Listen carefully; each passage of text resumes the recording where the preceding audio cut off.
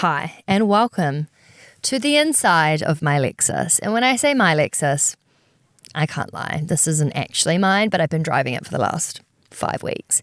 And I can tell you that it has been the most magical time. Now, look, for anyone that has listened to this podcast or followed the curve for a while, you will know my history with cars has been checkered, let's just say. I am not the most amazing driver. I'm not normally someone that really values cars, but it is just so beautiful. It's a really interesting thing to think about when it comes to like investing in a car, right? Like you don't want to buy something that's going to break down tomorrow, but you also, I guess it's just you want to buy a car that is a long-term investment. And what I've realized is Lexus is a long-term investment. Just like you think about, your stocks and wanting to pick something that's going to last the test of time, that's going to stay with you, for your life, really. You don't want to be buying and selling and buying and selling. And it's just the same when it comes to cars. You want to buy quality. And for me, now I've been in a Lexus, I want to buy luxury. So we have partnered with Lexus to come up with it's a how-to guide, how to get yourself in a position where you are actually working towards buying a big ticket item like a Lexus, because it's not the kind of thing you can just wake up and buy. It's not exactly an impulse purchase like an online shopping situation. So we would like to say thank you so much to Lexus for empowering this podcast. I would like to say thank you for letting me drive around New Zealand in this beautiful car and just feel confident and chic and sleek, and I'm going to miss it a lot. So for anyone that would like to save towards a big ticket item, you can find the link in the podcast show notes. Welcome to Raising the Curve, a podcast designed to teach you everything that you need to know to be better with your money. Come and learn alongside me, Sophie Hallwright, a total beginner, from the finance expert Victoria Harris. So I've asked all of the questions you wish you could so that finance, investing and growing your wealth actually makes sense. Yes, it's expert education, but that we promise will not be boring. And in the wise words of Cher, my mom said to me, sweetheart, one day you should settle down and marry a rich man. And I said, Mom, I am a rich man. Come and talk and learn and laugh with us, because together we really can raise the curve. Today's episode is one from the archives. Back in the day when we were broadcasting, when we were recording out of Vic's spare room. This conversation was one that has stuck with me ever since we had it.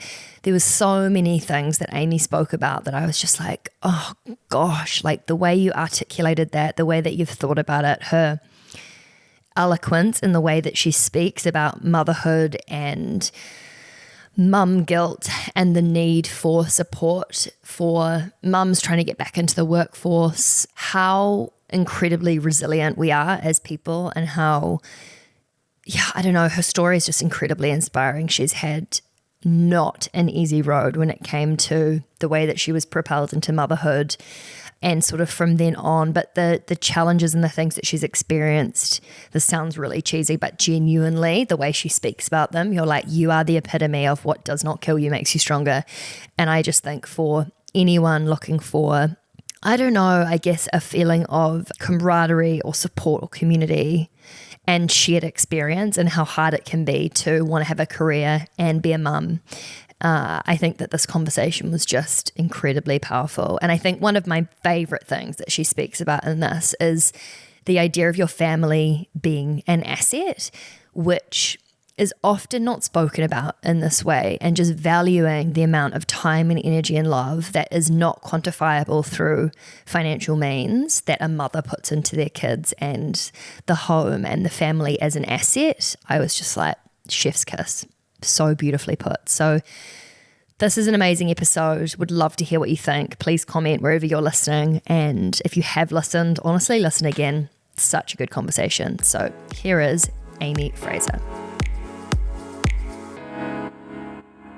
I would love to know, like, beyond the job, beyond the kids, how would you describe yourself? If someone's like, who are you? Oh gosh, I feel like I would. I know it's and I'm not answering it. I'm like, heavy what question for 10 a.m. It's like, what is the meaning of happiness? What is the meaning of life? Well, like, just, I guess it's like, what is the essence of who you are? Like, how do you identify as a person? So esoteric, I love it. So I'm a woman. I am a mother. I am a businesswoman, I guess.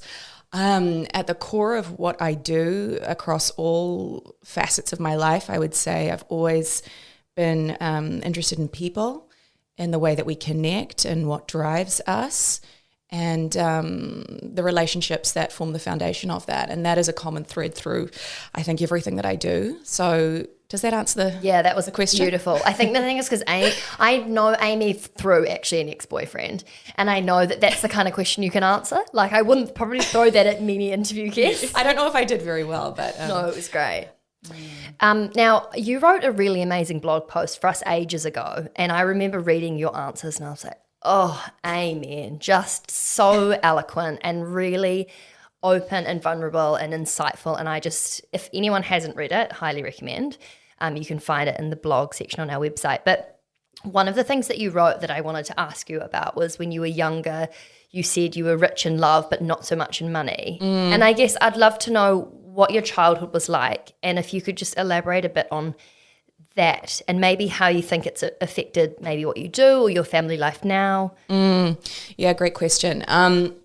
So I grew up in Auckland. I spent a little bit of time in Oakuni when I was little.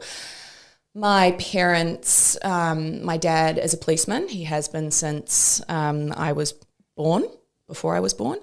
And my mum, she is a business owner as well. She does MBTI training, kind of similar to what I do. So Myers-Briggs, she runs kind of personality seminars and was an entrepreneur before anybody referred it to as being that. It was just kind of putting food on the table. But we didn't grow up with a lot of money. And when my parents separated when I was maybe 6 or so, that became more pronounced, I guess, our financial situation as one way of putting it.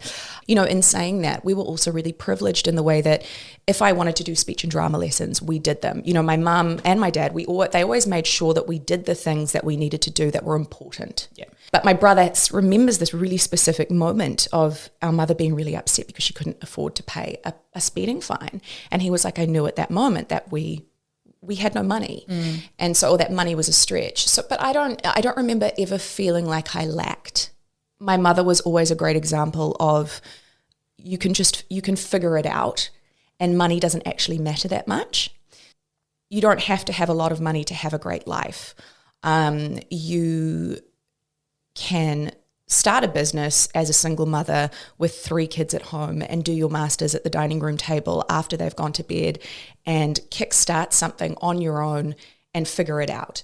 However, I think along with that, we didn't have a lot of discussions about money at the dinner table. There wasn't an abundance of financial literacy. You know, a lot of people, I think, have awareness of investment and things like that. We just didn't. I didn't even know what that word meant until yesterday. Yeah, like last week. Same. Yeah. I think so many of us can relate to that lack of education and financial literacy. I mean, Vic was really lucky that her mum was an accountant, so she was kind of exposed to that quite young. We talked about money a lot. Like it was very much the value. There was a whole conscious of the value of money. Like that costs money. That costs $30. That costs $40. And also like, okay, well, if you want that, you have to work for it kind of thing was like that I don't mentality. know where my parents went wrong with me. But now it's like, now it gets a bit ridiculous. Like it's like ingrained in me of like, it's like that costs money, that costs, you know, like it's like you can't sometimes get removed from that and just like enjoy. But like, I honestly like reckon my parents tried to have that with me. They tried with pocket money. They tried with all sorts of stuff. It's not like I was a spoiled kid, but for some reason, I think maybe because my dad was trying to drill it into me, I was just pushing it away. The stuff I did when I was younger, my relationship with my finances was like so dire. Dad could not be prouder that we're doing the curve because he's like, thank fuck she is finally learning Getting something. the picture. Yeah. And then I guess, Amy, when you left home, did you go straight over to America? I went to Canada first. Cool. So I lived in Toronto for about 6 months. So out of uni, I went to AT, I studied communications. I worked at Ogilvy for a year and then realised that with a communications degree in 2000 and going to age myself here, 2000 and something, 2008, you could either be an account executive at an advertising firm or a PR girl, neither of which were that appealing after working in advertising for a year. And so I really wanted to go to New York. I don't know why. I don't know if I'd seen a movie or I think I was very into music at the time and very into the arts, and it was appealing in that sense. Visas were a nightmare though, so I landed in Canada with a guitar. How cute. And so cute. What an idiot. Such a movie. It's like, you know what? I want to go to New York. I'm going to go to Toronto with my guitar. Yeah, what a loser. And ended up on like nobody's doorstep, didn't know a soul. I remember I saved up for my ticket and got on the plane, and then I worked 3 jobs to pay my rent. And I worked in retail during the day, and then I would go to my restaurant job in the evening, and then I started my bar shift at 1 or 2. Wow. And I didn't do this. I didn't do this every day. I'm not that noble, but it was quite a hardcore regime. And then the winter set in, and I was like, "Fuck this, I'm out." Yeah, right. See you, bye. Yeah, I was like, I can't afford heat. Like, there's no heating. I'm done. And so from there you went to New York. So you were like, it's cold here. I'm going to go somewhere kind of cold also.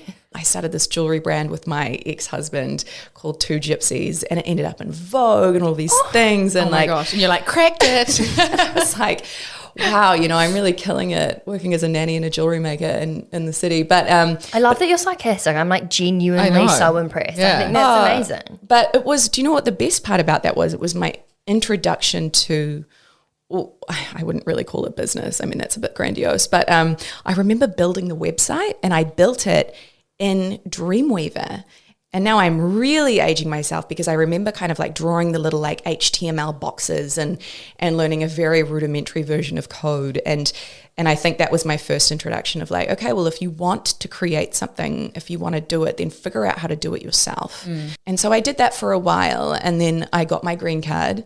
And I think the week that I was so desperate to work like a real job, and I got a job the week that I got my green card, and I worked in a branding agency as a project manager. We did all of the things I loved about advertising and none of the stuff I hated. So building a brand, building a voice, and it was great. And now the ex-husband that you were talking about, you can tell me if you don't want to go here, but you have 2 kids, Yes. one of which was with him. Yes. And it was probably a less than ideal entry into motherhood, if I can say that, in terms of Definitely less than ideal. Yeah, I'm like, I don't want to be offensive, Sugarcoating here, but I'm like, is that something you feel comfortable talking about? Yeah, definitely. And being completely honest about what happened at that time, I found out at 5 months pregnant that he had essentially a double life with multiple other women. And so that was after we'd been married for about 8 years, and that was 5 months into a planned pregnancy. And that was at the height of kind of my career. The years prior, I had built this business, which we'll get into, but it really was the catalyst of a huge new chapter for my life. And that was one of my first dragons to slay. I'm glad that you slayed it because, it would be really terrifying having your first kid in general, regardless of, even if you have a really stable, happy relationship. But then sort of to add on like, holy shit, I'm like kind of doing this by myself now. And do you look at yourself back then and go, oh my gosh, I can't believe I came through that? I have a lot of compassion for that woman who I was. And I'm sure it sounds so weird to say, but you wouldn't change it, right? I wouldn't change it. I wouldn't change it. And it's I think at the time of things like that happening, it's really hard to stand back and say, well, what is this teaching me? And I think at the time I didn't have this very kind of noble outlook. I was really just operating almost on autopilot. And that week that I found out, I had to present these big events in San Francisco, and then I had some in New York, and then and there was just so much going on. I mean, the one thing that I always offer people in terms, by way of advice in situations like that, is just hold on to the things that make you feel powerful. And for me, that was my work. And my career had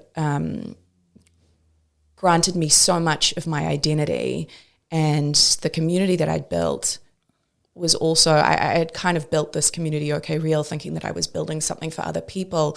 And it was this really serendipitous episode of my life where I thought, holy shit, I actually built this for me. And to feel that reciprocity in the love and the energy that you pour into something and not having that immediate gratification. We weren't profitable for years. And then the return on investment, if you will, came in such a magical form that I didn't know that I would need. And it came in the form of women standing behind me and acting as like an army for this transformation that I had, that I was forced to undergo as I went through this really hard time. It's funny, yeah, I was just thinking, it's not even anywhere near what you went through, but I remember our very first Curve event and we had 30 people attend. Like it was the first Curve event and I was really, really excited, and I'd broken up with my boyfriend the night before and had to go and present, and I was like to my sister, I remember I was like, I can't do it. And then I was like, you know what, I have to do it. Like I can't let all these people down. Let's just get this over and done with. You're like, oh, I just don't want to answer that one. Literally, I was hanging on by a thread, but I was like, oh my God, all I have to do is get through this evening. And then afterwards, I was like, I'm so glad I didn't just bail or I didn't just give up. And it was more, I think, a function of, I can do that, I can get through this. Channeling your attention or your focus to something else, to almost like to distract you. I'm not saying don't deal with your emotions, don't deal with it, but like in that moment. There's something about applying yourself. And reminding, because I think at that moment you probably felt a deficit in value. Like I've broken up with my boyfriend, I've lost something. So what is something that exercises that feeling of abundance or that feeling of worth? And for you, that was, you are offering something of yourself to other people, which actually in turn, it empowers you and it reminds you of your strength. Yeah. And so even if, in those moments where you really don't want to, I think like using your voice is really important when you've gone through a period of feeling voiceless, doing the things that remind you of who you are and surrounding yourself with people who reflect back a good version or a valuable version of yourself is what helps you get through.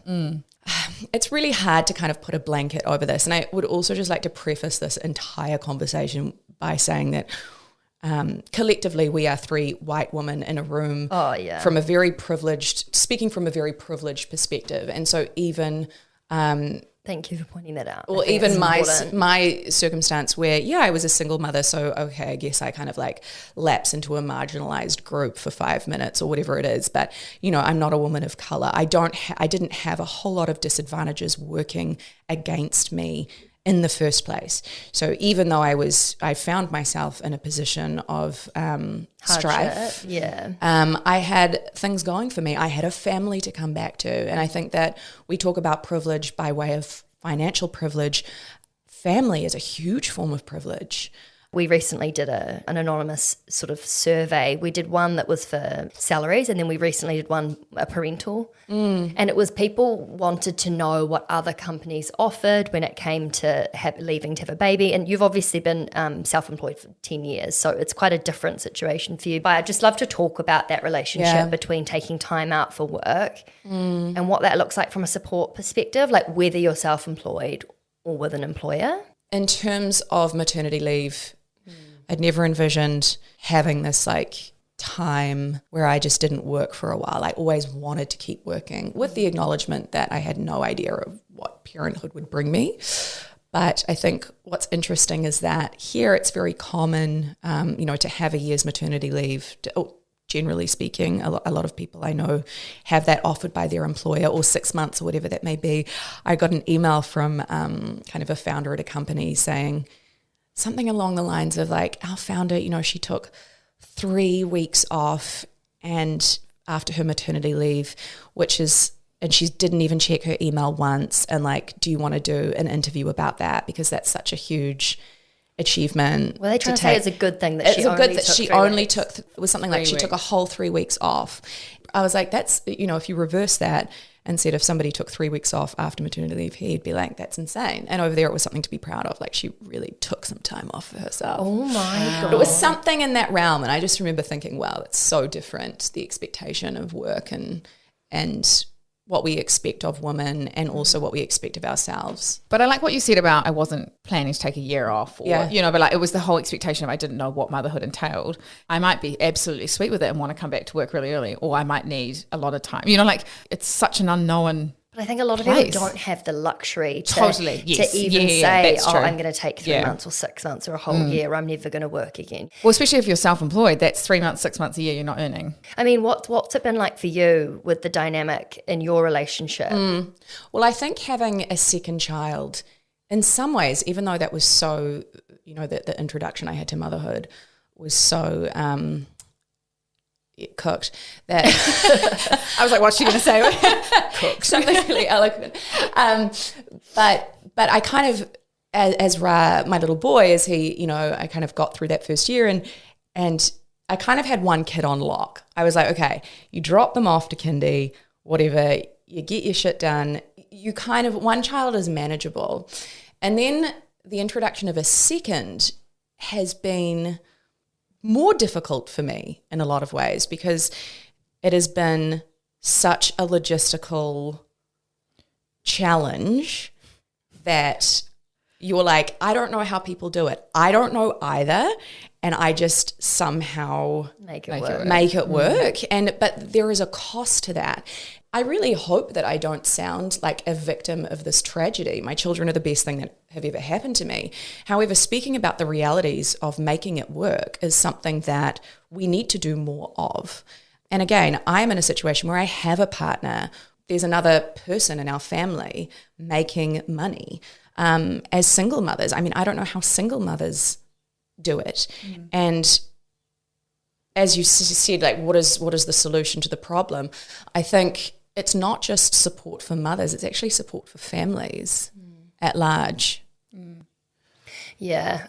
Taking the stress off of mothers to like have to do both things or like, I honestly I feel so naive with this because I don't even know what would help. Well, it's systemic. So it needs to be addressed culturally and it also needs to be addressed as a responsibility to the people. And so it depends on how socialist your views are, how much taxpayer money should go into supporting families and what is the cost to other economic facets that, what will be sacrificed as a result of that, or what is the value of having women supported in the workplace.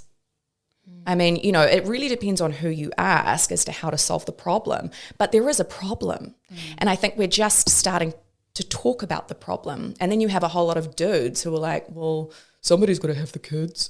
And I think that this goes back to what I was saying in the interview that I did with you guys, whereas this kind of like low-key patriarchal infusion that I believe New Zealand and, I'd go say Australia as well is kind of entrenched in, where we have made a lot of strides for women. However, at the dinner table and your uncle makes a joke and then your boyfriend says something and you're like, it's just there. Yeah. It's there. It's below the surface, but it is there. And that permeates how we exist. It permeates the expectations that you have when you enter a partnership with children. Ask any mother with kids how they do it. And there will be I guarantee there will be some sort of like, well, I end up doing more, but it's not seen, that invisible load. And even my friends who do make more money than their partners, they are still expected to run the house. So what is interesting to me is that money doesn't actually solve the problem. So when you're saying, how do we solve it? It's hugely cultural as well, hugely around gender roles. God, I can talk about this for I know hours. This really infuriates me. It's like, well, especially because you've been in a relationship where you would have a huge hard day at work. In fact, probably all of us will have experienced this. And you come home and it's like almost expected that you're making dinner. It's like, well, hold on. I've also just had a 10-hour day and I'm exhausted. Yeah. And I don't want to order Uber Eats. So like, can we figure out a middle ground here? Yeah. And I found out myself turning into my mother at that point because that was kind of not saying that my dad didn't make dinner. He did. He made delicious dinners. But I think it was like both my parents were working, yet it was me and my sister would always go up to my mum and be like, what are we having for dinner? And I remember once she just lost it. And she was like, I don't fucking know. She didn't swear. But your father. And I was like, even that we're asking mum what's for dinner. We're not asking mum and dad, and it's like, weird. And I think there's also an internal conflict that comes with that because I also want to be the one making dinner for my kid. And this is where it gets complicated because I want to be the one making sure his school bag is all, my son starts school in a few weeks for the, and I want to be the one who's there. I want to be the one at the doctor's office making sure that I'm there. So there is biology at play here as well. So I want to acknowledge that because as a mother, you do have a reflex towards your children to prioritize them. But what is interesting is that culturally we are now working, we're in the workplace, and we've come to acknowledge that we do exist outside of our wombs. And so there's this constant conflict as somebody who loves their career and who loves their children.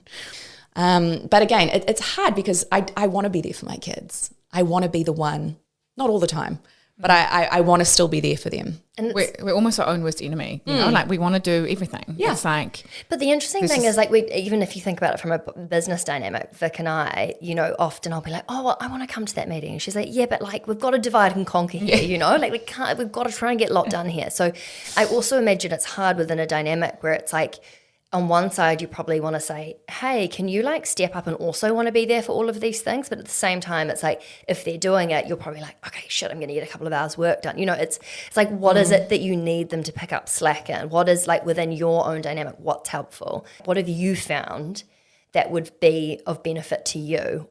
So my partner works at a property development company in finance, and those hours are very fixed and they're long. And I think what has been helpful is because I think that as women, we just assume everything is our responsibility. And instead of having this generalized approach of like, well, you just need to help, being really specific, like, can you do the kindy drop off on days X, Y, Z? Being specific around the things that you need as opposed to having a general expectation but not voicing it because you're raging on the inside and then expecting them to know. I think men respond well to very explicit direction. And because we've seen our mothers just kind of pick things up and do everything, we assume that role as well. Whereas being really clear about the things that your partner can help with has been helpful. And I guess it all comes down to communication. communication. Yeah. Communicating. It's almost like a delegation. It's like you're this sounds really bad. Contract? It's almost like you're the head of everything because let's be honest, like you kind of are probably a little bit, but it's like you don't necessarily need to make that person feel like that. But it's like, okay, if I look at this as a project management role. You can be the manager of that and the manager of that. What would help me, and you're right. It's like, is it kindy pickup? Is it, could you cook dinner 2 nights a week? Is it, and then you can kind of plan and know the time that you're spending in certain areas of your life and choose where you want to spend more energy and time when you get stuff taken off your plate.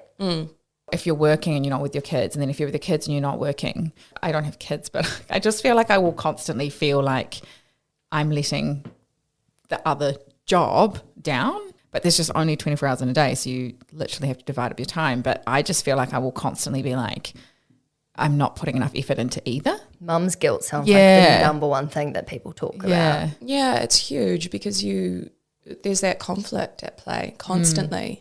I go through stages though. I go through stages of, I have days where I'm really, really stoked that I'm working and I'm producing something other than pasta or, and I'm quite like, this is actually. I bet you produce a really good pasta. I actually don't. I'm a shit pasta maker.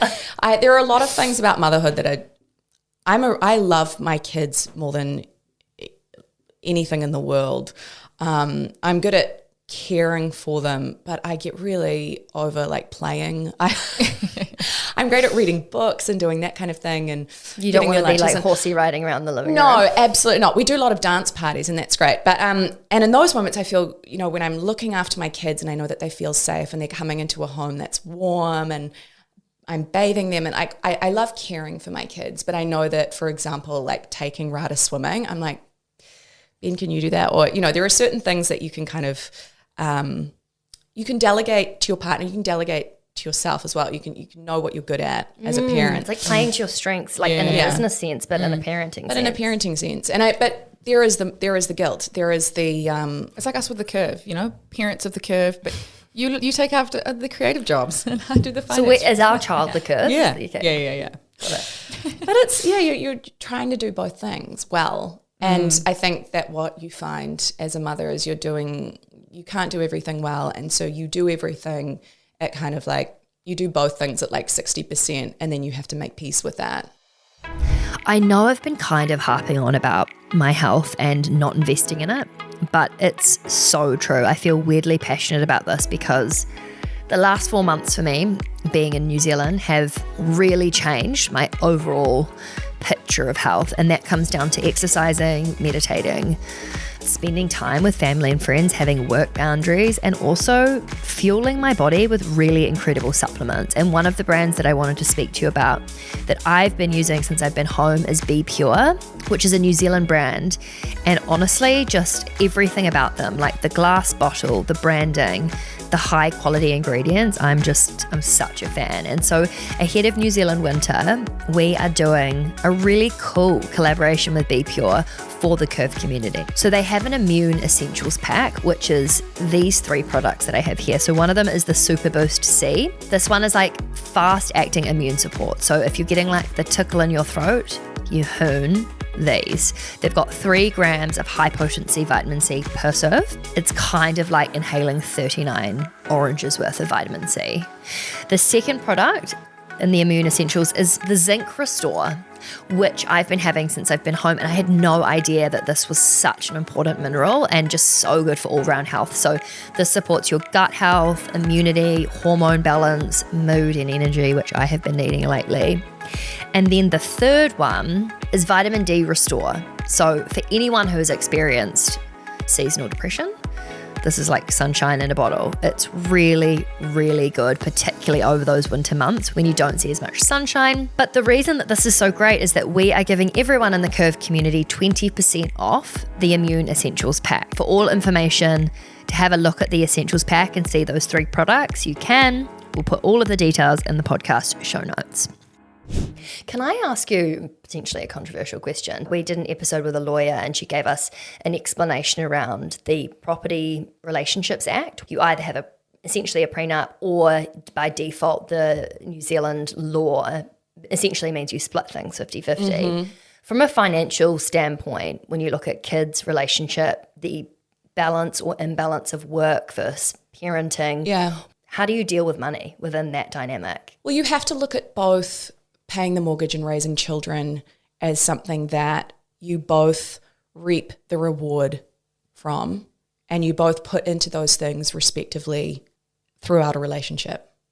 So do you mean, for example, making the pasta is something that's contributing to your kids being fed well to then be healthy, happy, etc.? Exactly. And say one partner takes less time or spends less time at work, or them spending less time at work is a byproduct of them investing their time and energy in the children. Both of the parents get to have return on investment from the kids.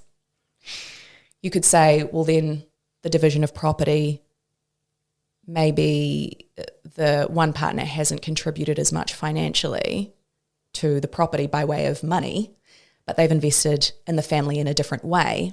So it goes back to, and both of you enjoy the roof over your head, but both of you enjoy fed, safe, healthy children. That's a really good way of I looking love at it. that. Yeah. So you have to look at it as a return on investment that you both reap the rewards of, whether that's, a gain from when you sell the house, but you also have, the return on investment from the kids. The kids are like little assets running around. Yeah, they're like little assets. So, you've got to look at the family as an asset. Yeah. And it's not women's work, and I'll call it women's work because we all know what I mean by that, unfortunately. But it is not valued in the same way because it is invisible and because it is expected. And also because those roles are paid really low. If you're a nanny or you're a cleaner or you're a cook even, they're not. Or you're a mother and you're not paid at all. Yeah, but 100%. There's no value but on I that. also mean what those jobs translate to financially isn't valued particularly highly in society either. If you're a full-time nanny, it's not the same as what you would earn if you were a lawyer, you know? And so it is so hard. It's such hard work. It's such hard work. There's also the cost of when you stop working, it's the opportunity cost. So it's not just you miss out on a paycheck for 6 months. You miss out on, especially I think if you are self-employed, you know, jobs being offered to you or development in a company. New people that are coming in and taking those jobs. Yeah, there's that and fear of missing being out irrelevant too. So that definitely drove me to go back to work sooner as well. Absolutely. I look at my mum and like, it's been so hard for her to get a job after having kids. Like, and she's kind of just ended up in retail or sort of admin work. And I just think she's so talented. She's got so much to offer. But unfortunately, like the younger people that have come through, you know, it just is, it's much more competitive and hard to build your, I mean, you know, stats around like how hard it is for women to get their salaries back to where before they had kids. I don't know what it is. It takes about 10 years. So your salary decreases from 4 to 8% when you return to work. I mean, this is not self-employed. It's going to be so much worse for self-employed. So because you miss out on pay rises, because you're probably, you know, because you're not visually there. And then also you're probably going to go back more part-time or a lot less hours. So therefore your salary reflects that. So it takes, on average about 10 years to get back to your pre-parenthood salary, which is absolutely nuts. I also thought that when I put my kid in kindy, like the first time I was like, great, like those are my guaranteed 8 hours a day, whatever, lol. You, you know, they get, it is like a petri dish. So your kids then get sick and then you are constantly paying for kindy and yet they're never there. And so I think that you need, unless you can afford a full-time nanny, you absolutely need a one flexible guardian. And if you don't have that one, I mean, I'm flexible and I still lean on family support so much in terms of, you know, grandparents, all of that. So you really need one. And with 2 kids, it's like, you know, if one of them's healthy, then the other one will be sick. So you constantly need somebody with a flexible position or you need full-time help. I want to be able, I hope, when I have kids, I'm in a position where I can afford some kind of help because I would love to be able to enjoy time with them and look after them while also being able to work. I think that's something that I would love to have, like the balance that you're trying and obviously doing. I know it must be so hard, but from the outside it looks like you're doing very successfully. That for me would be the dream, to be able to be in a position where I can afford to do both. Because you won't be leaving the curve before 5 p.m, please. Okay. The kid's sick. Sorry, no. But I love what you actually just said about being able to afford to do both, because you do need to be able to afford to go to work. That's actually something that's glossed over a lot, where yes, you can look at 2 working parents as something that is a need, like a financial need, but it also is a privilege in a way, because you have to be able to afford daycare. Daycare is expensive. That's what I mean. Like, I mean, I couldn't believe how much Miso's like daycare is, and that's a dog. Like, I can't imagine children.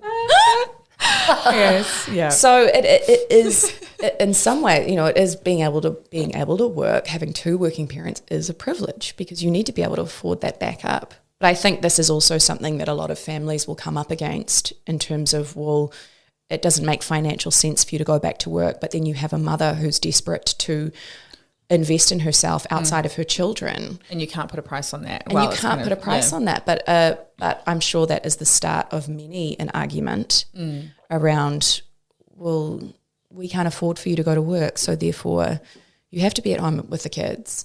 I can't imagine how difficult that would be to have to look after your own children.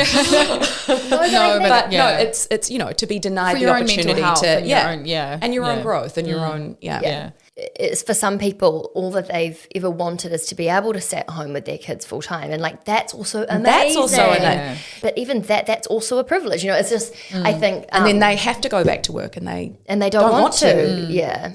It's very complex a topic. It's funny talking about my dog, which is pretty much Miso, my child. for anyone that didn't pick up on who Miso But I remember when she was little, And she went to nursery 3 days a week, and it was like from 8 till 2. And I took her one day and she had a bit of a snotty nose. It honestly sounds like my child. And they were like, we can't take her today. And I instantly went into panic mode, and I was like, but I can't leave her at home and I have to go to work. And it was like this realization of, it's a fucking dog, Vic, you know? But I was like, this is what mothers must have to do every day. And then I had to call my dad. Can you come look after her? Like, I have to go into the office, juggling work and family. And women are superheroes. Yeah. Like, honestly, superheroes. Go us. Amy, thank you so much for coming in and talking about this. And I think a lot of people listening will feel just like a sigh of relief that there's someone that they can relate to and listen to and probably think about maybe the situations they're in and if they want them to be different, how they can potentially approach that. I know, I just hope I haven't put the fear of God into everybody. I feel like I'm just like freaked everyone out. Must sort my finances. Must close my legs. Condoms always. Yeah. Thank you so much for listening to Raising the Curve. These conversations are designed to teach you everything you need to know to be better with your money, from saving to investing to talking with your friends about your salaries, all of that stuff. And if you like what you heard, we would love if you could please hit subscribe wherever you're listening and leave a comment. Let us know what you thought about the episode. And it only takes 1 second and it would really make our week, our month, our year. Yeah. So please do it. Okay. Love you. Bye. Okay, quickly, The Curve was created to empower and educate you about investing, but we are not financial advisors. Our platform exists for educational purposes only, and it doesn't provide personalized investing advice for your individual needs and should not be relied upon to make an investment or financial decision. And always remember to do your own research before making any investment or financial decision. We're here for any knowledge and support you need, but the final call is always yours. And thanks for being here. You got this. Yeah, we know you got this.